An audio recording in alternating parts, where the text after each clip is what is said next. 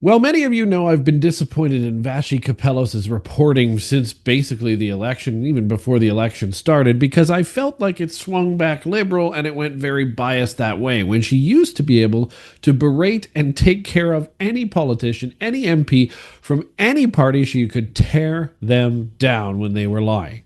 Well, the real Vassy is back. I want you to watch something before we start our episode here today from Vassy's interview last week of Tim Hodgson, and it was glorious because Tim, who is clearly a obviously angry man or something, I don't know what it is, gets really kind of fired up as an MP could on Zoom and mansplains history lessons to Vassy.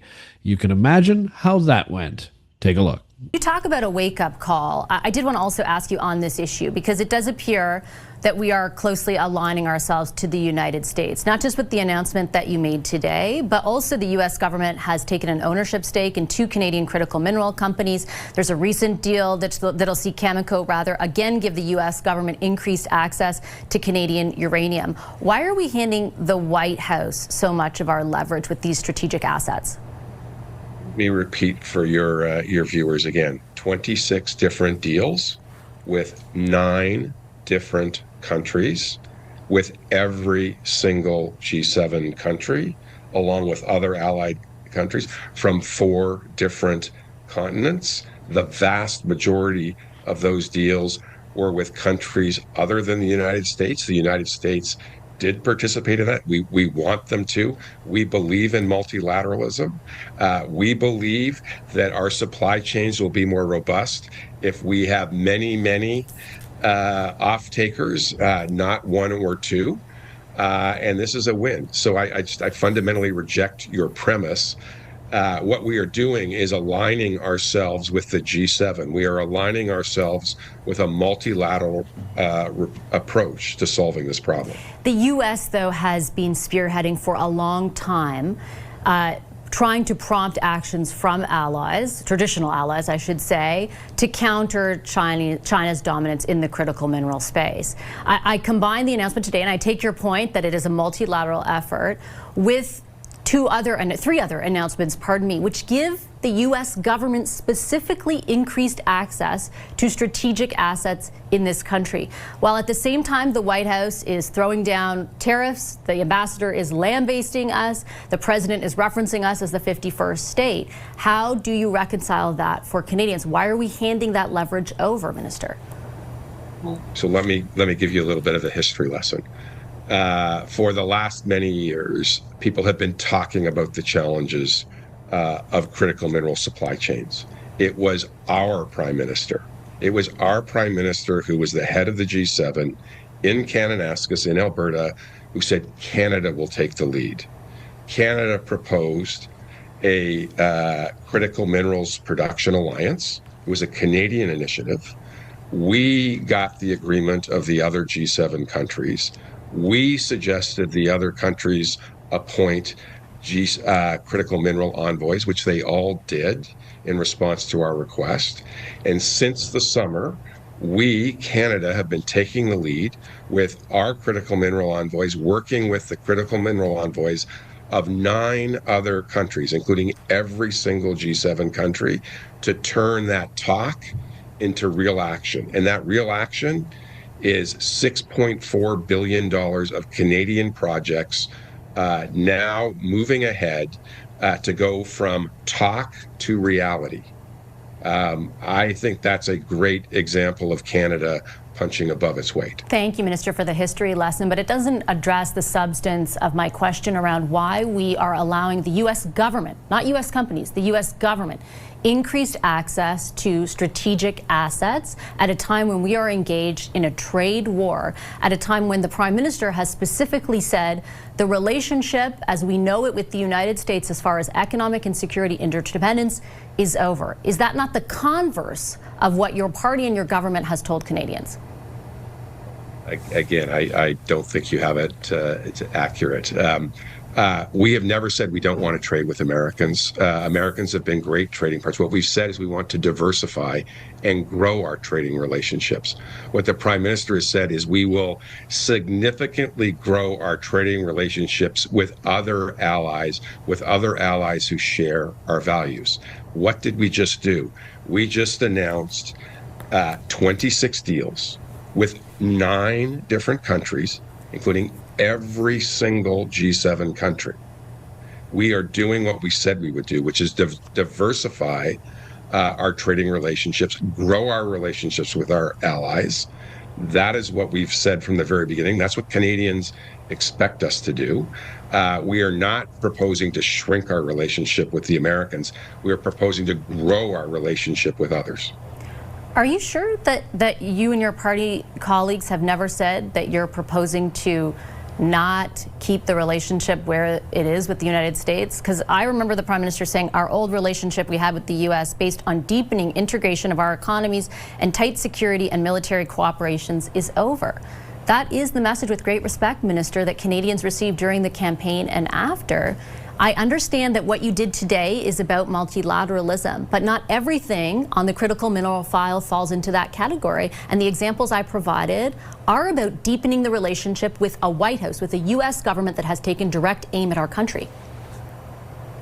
We have said is a reality where we put all of our eggs in one basket, where 70% of our export trade is with one country, is not in our long-term interests.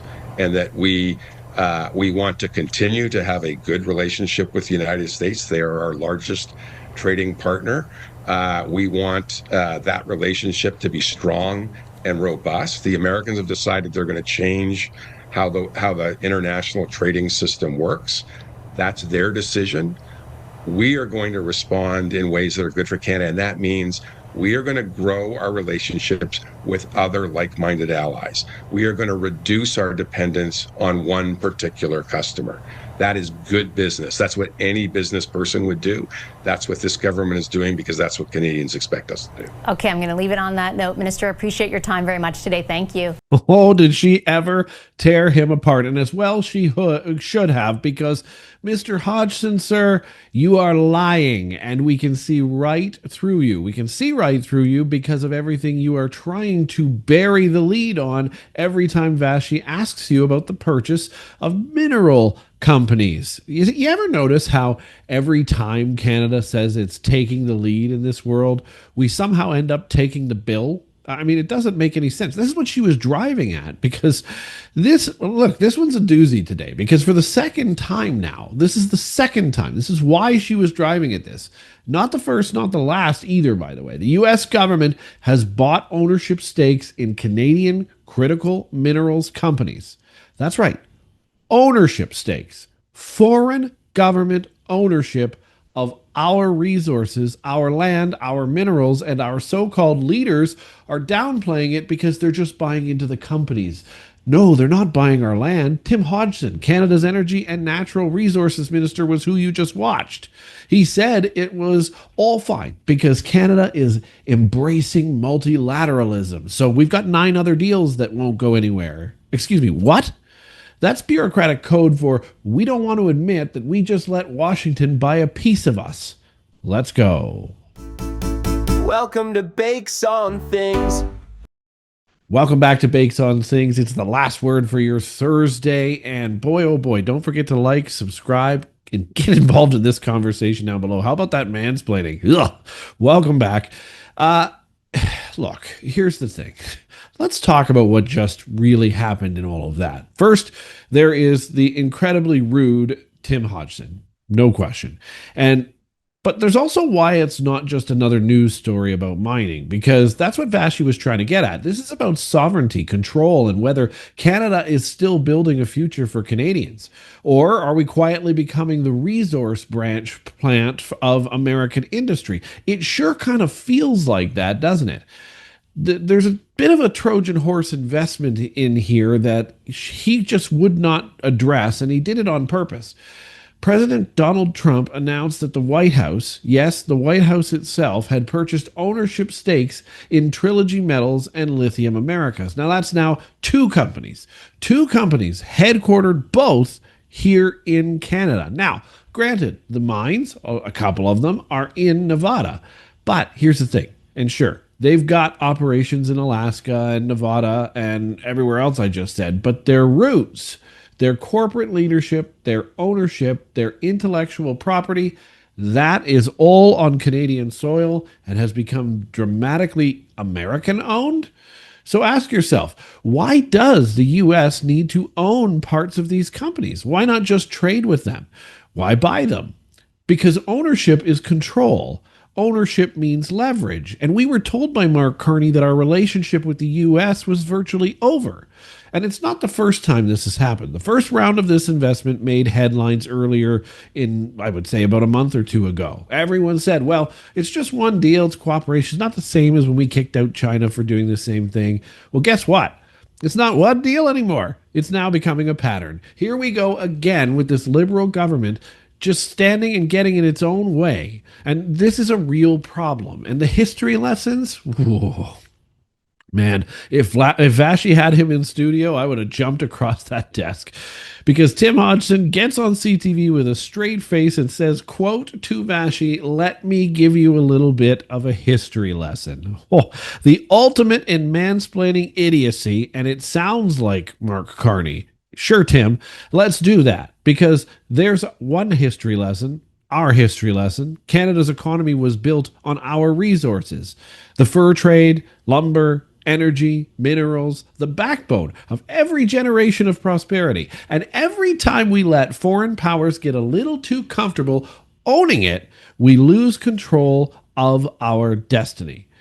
He says Canada is taking the lead and believes in multilateralism. He kept referencing deal after deal that isn't really truly anything. His translation here is this: we don't want to upset Washington, so we'll dress it up as a pretty word, in a pretty word like an alliance with the Americans. But meanwhile, we're in the middle of a trade war with the US, I thought. Mark Carney was elbows up and trying to get the US out of here. Tariffs flying, negotiations collapsing, commercials flying, even the US ambassador literally swearing at our trade reps. I would have too. And this is when we decide to let them buy more of our strategic minerals, though? That doesn't make any sense to me. That's not leadership in any way, is it? That's surrender. And listen, surrendering is interesting here when you were putting ads of propaganda on their airwaves. Again, so many disconnects with this Liberal government. Let's call this what it is. While Canada claims to be rebuilding the economy, creating good jobs, and reducing dependence on America, we're literally handing America the keys to many of our most valuable industries. So which is it? Why is this so hard to figure out for our Liberal government? Critical minerals are the new oil. They power EV batteries, semiconductors, defense tech, you name it, they power it. The future is built on things like lithium and nickel and cobalt and copper. And Canada's sitting on some of the richest deposits in the world of those things. And we're going to sell our companies, or allow our companies to sell part of their stake to Americans, in particular the White House? Instead of taking advantage of that to build Canadian manufacturing and Canadian refining, Canadian jobs, we're letting other countries buy in, take the value, and call it partnership. It's like saying you want to build a strong marriage with your spouse while handing your house keys to your ex or to your mistress. Doesn't work that way. Doesn't work that way, Mark. It's not how government works. And this is where his inexperience is now starting to show. You might complain about Pierre Poilievre being in politics for 20 years, but he wouldn't have done any of this. This isn't just about minerals. It's a pattern that's haunted this country for decades. We sell raw lumber. Others make the furniture. We sell crude oil, and others make the products. We sell raw minerals. Others build the batteries, the cars, the microchips, the everything else. And every time, the same politicians tell us we're taking the lead.